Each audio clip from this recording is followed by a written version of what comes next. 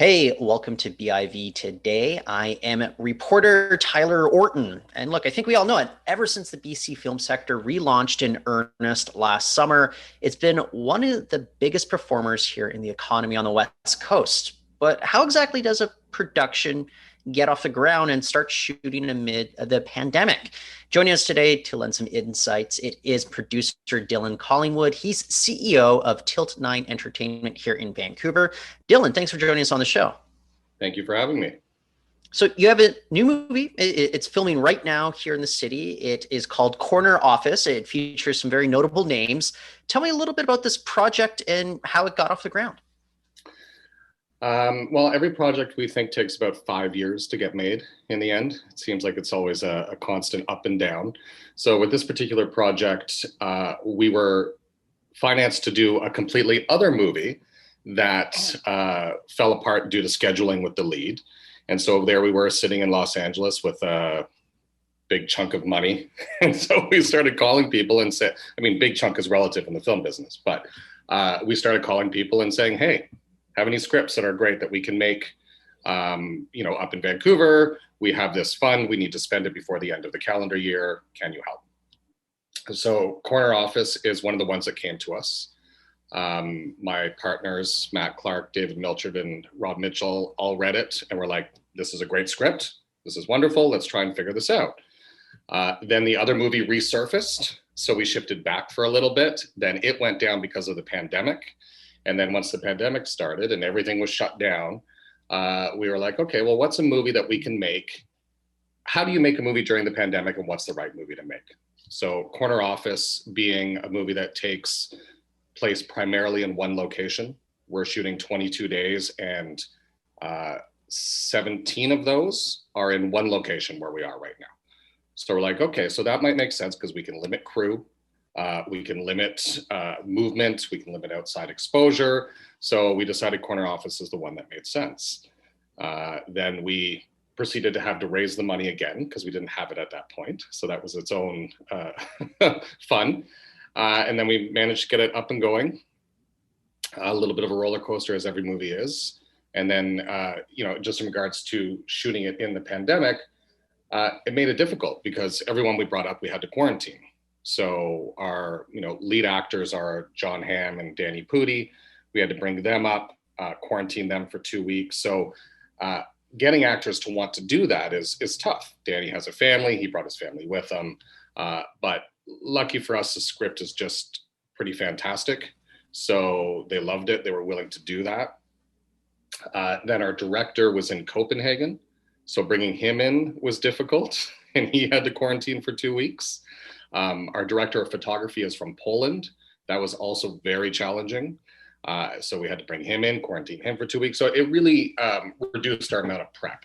Usually we have, 4, 6, 8 weeks of prep with all the keys on the ground. In this case, we had the director for 3 weeks and our cinematographer for 2. So it was definitely a hustle. So what is it, like a lot of virtual Zoom rehearsals, like while people are quarantining? Lots of Zoom, like kind of location hunting, and it's difficult to choose a location without having your director be able to walk in and just feel what it is. So there was a lot of Zooming, a lot of pictures, a lot of talks, but still, until we had him on the ground, everyone, the art department, the grips, the electrics, everyone's just kind of waiting to figure out what it is we need to do. So there was a lot of great people working really hard in a short period of time to get this up and going. We've been very lucky. Then add COVID on top. So right. We're testing everyone twice a week. Everyone's wearing all their PPE, double masks, face screens, the whole works. We have a COVID compliance officer on set whose job is basically to walk around and say you're standing too close, move away. Make sure you have your mask on. Cleaning company that is in here basically the entire time we are. So 14 hours a day, we have people going around cleaning all the high touch areas. So and then on the weekends, we do a full spray before we come back the following week. Okay. It's intense, but Does Just that add to kind of the budget considerations as well when you're thinking of all these new safety measures? extremely. The tests are, and we're a low budget film. I mean, we're not, we're privately funded by equity investors here in Canada. We don't have a studio behind us. We don't have a network behind us. So it's not like we can afford to have anyone get sick. It's not like we can afford to cover a delay, a push. You know, John Hamm is shooting 22 of our 22 days. He's literally in every single scene. So we can't run late. So yes, it huge for us, and also just the cost, because testing people is $200 a test plus bringing the people in. Yeah. So we're testing, 50 to 60 people twice a week. So for a low budget film, it's quite a huge cost for us. We definitely had to raise more money because of COVID. But what's interesting, because we filmed a few things now during the pandemic. We do another series called Conversations with My 2-Year-Old, much smaller in scope, but we still filmed that in November. It finds like a lot of things are almost more efficient, because what has to happen is people have to come in sort of pods. So your lighting comes in and sets it up. Your wardrobe comes in and has everyone dressed. They come in and set them, then they move out. So there's kind of like this change of pace that almost speeds it up a bit, because in regular back in the normal days of pre-pandemic, we'd have 4 or 5 departments just flood in, set everything up, and then try to adjust, and sometimes that chaos really slowed things down. So it's interesting how it is. I'm I'm very curious about kind of the international talent. Like you have to entice these people to come into Canada, make that commitment to the mandatory quarantining. We even have kind of those official federal government hotels that some folks are going to have to go into for 3 days. Is there, and do you envision like maybe kind of more opportunities for domestic talent to kind of emerge, just knowing that it might be a little bit more hoops to jump through to get that usual maybe American talent to come in here?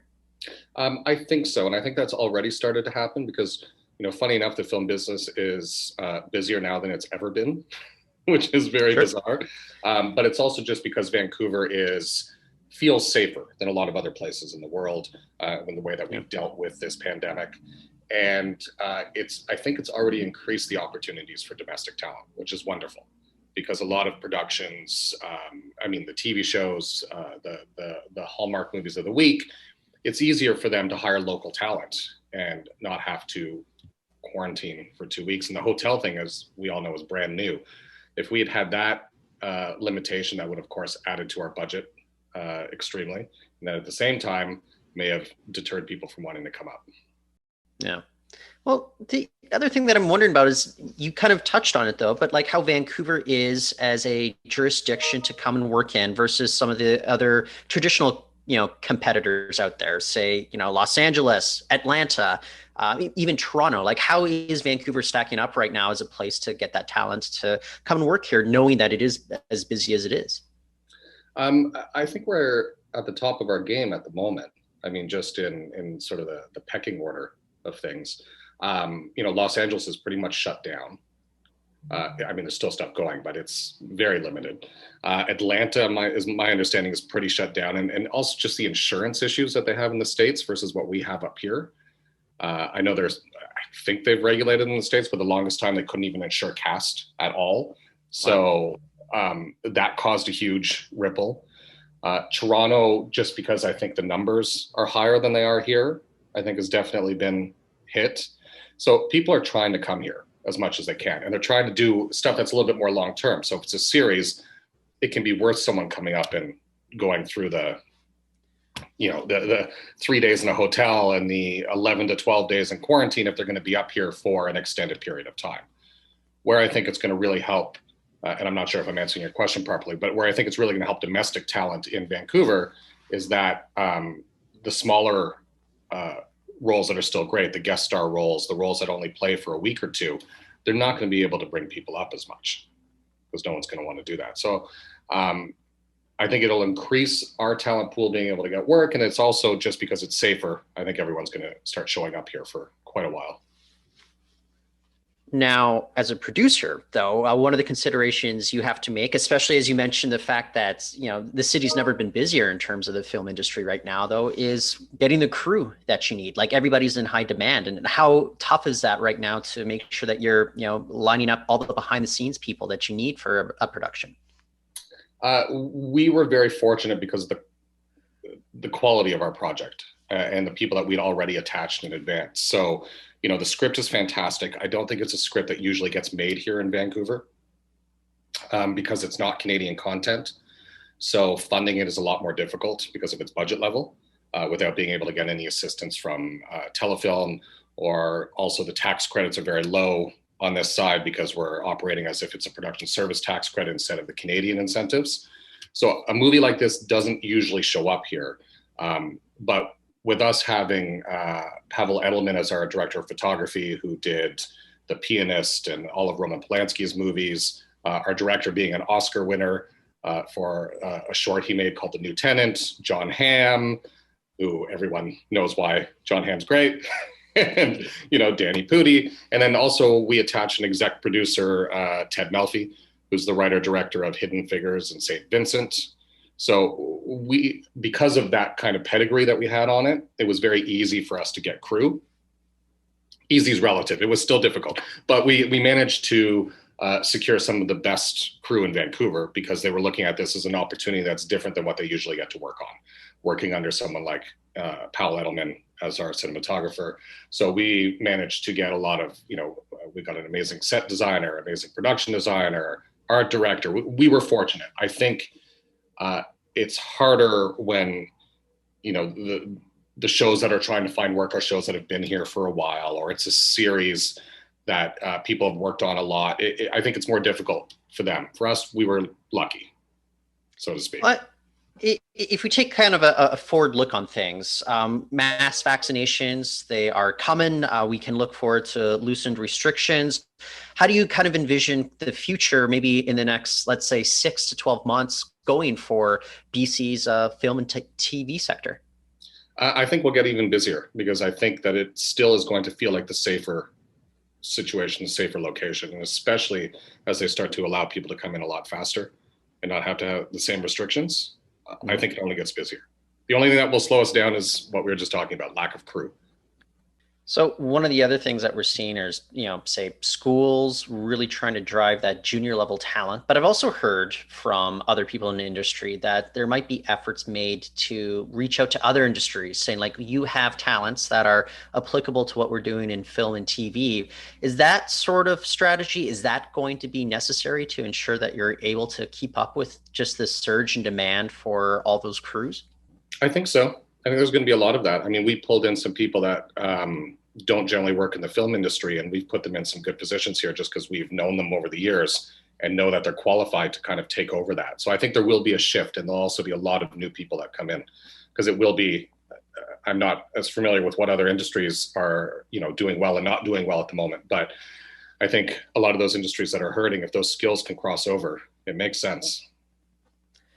So Corner Office, it's filming throughout March. If you had your druthers, when do you think people would be able to get to see it on kind of at scale, I should say? August, September would be good. Oh, wow. That's pretty quick turnaround. Well, on our budget level, we got to move quick. Okay. So yeah, probably, I mean, more realistically, probably towards the end of the year, October, November. Okay. Nothing goes as fast as a producer wants it to. Well, I'm intrigued by this. You've sold me on it. You got a lot of great talent. It's cool that people are still coming, using Vancouver as like the resource that it has been for a long time. And I think everybody's just a little bit uncertain about what the future would hold for those first couple months, about a year ago. And then, as I said, the industry's just been like rocking ever since the summer, which is just amazing to see and know that it is possible that we can have something like this go on safely. No, it's and I'm optimistic because at a certain point it didn't feel like it would be able to come back this strong, and it was surprising to a lot of us. So it's a good sign of how hard we work up here and how we take things seriously to keep people safe.